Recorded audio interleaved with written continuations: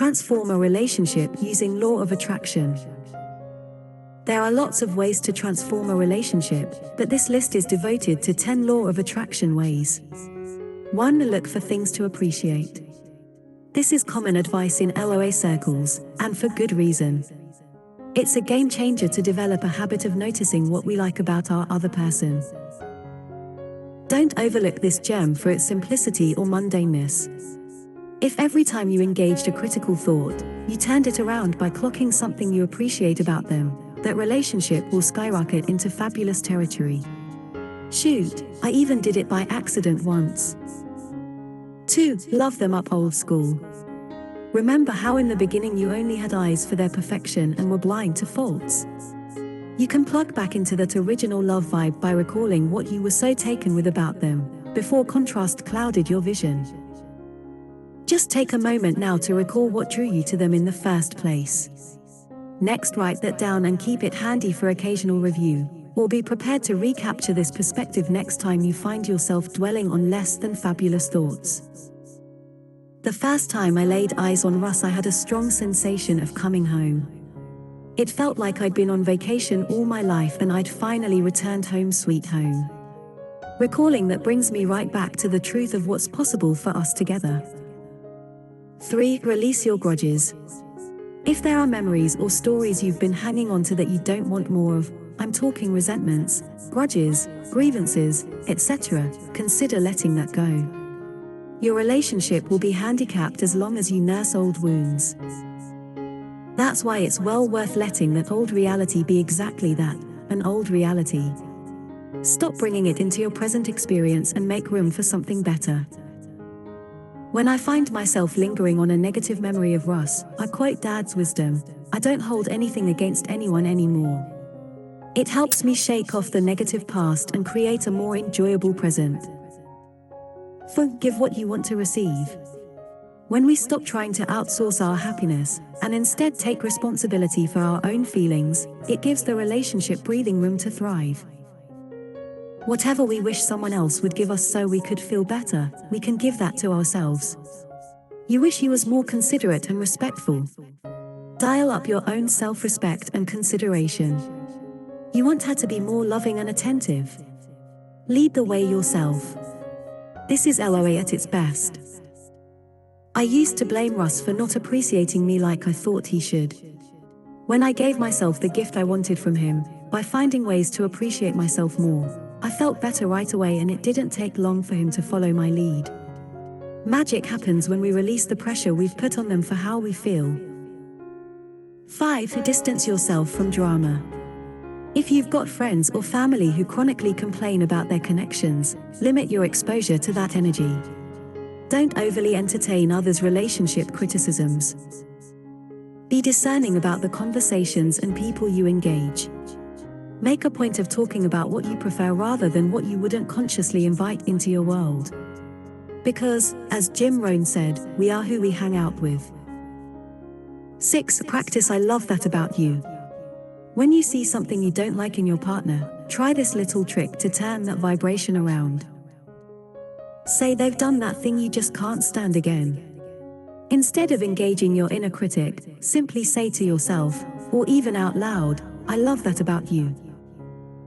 Your inner being, aka higher self, really does love that about them, so when you think that thought, you're connecting with the part of you that sees them as Source does. And that's a delicious and immediate shift. In my experience, sometimes this trick works wonders and sometimes it just takes the edge off the criticism. But even that is a vibrational improvement. 7. Love them like you got what you wanted. Have you noticed how much nicer we are when we're fulfilled and satisfied? And have you noticed on the other hand how we sometimes withhold the goods when someone isn't delivering what we want? Let's suspend that latter routine, and instead lead the way to a happy relationship by conducting ourselves like we already got what we wanted. My boyfriend works this magic on me sometimes. He'll treat me like gold for no obvious reason. And when he does, I rise to the occasion and meet him at that gold standard. It's a reliable way to draw the best out of your partner.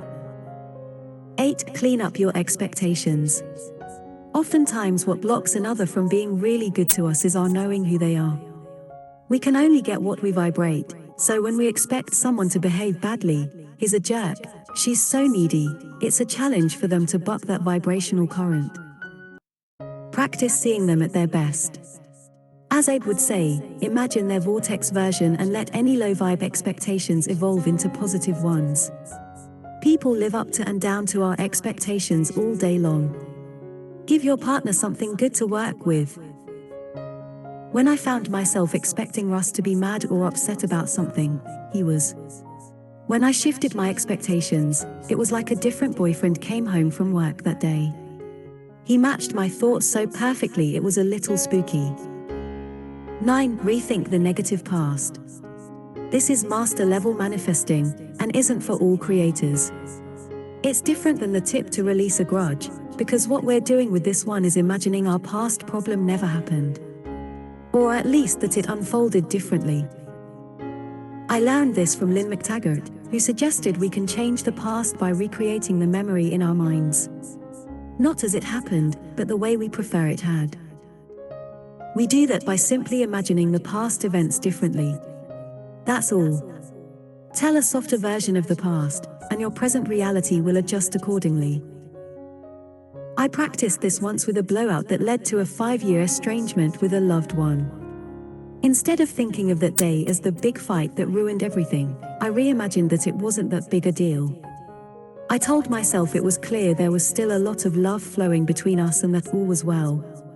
Within days I received a love note and we were soon on friendly terms again, as if nothing had ever happened. 10. Open to possibilities. Sometimes the transformation that's being called for in our relationship is an ending. When we resist or deny that, we prevent our expansion and end up sabotaging our true fulfillment. It simply doesn't serve us when we're attached to a particular outcome, so letting go our ideas of what's supposed to be allows things to unfold in a way that serves everyone best. The name of this game isn't using LOA to keep this person in our lives at any cost. It's about finding a way to feel what we want and let the universe sort the details that match. When I question the future of a relationship and I'm not sure whether to work it out or cut it loose, I let the universe guide me. My job is to vibrate what I want, so I tune into the feelings of a healthy, rewarding, happy relationship. I don't necessarily know who I am in this fabulous relationship with, but I do know how it feels. When I vibrate that, universe makes things clear very quickly. But it requires openness to practice that LOA magic. These aren't the only ways to employ your conscious creative powers in favor of an enhanced relationship, but they will take you far.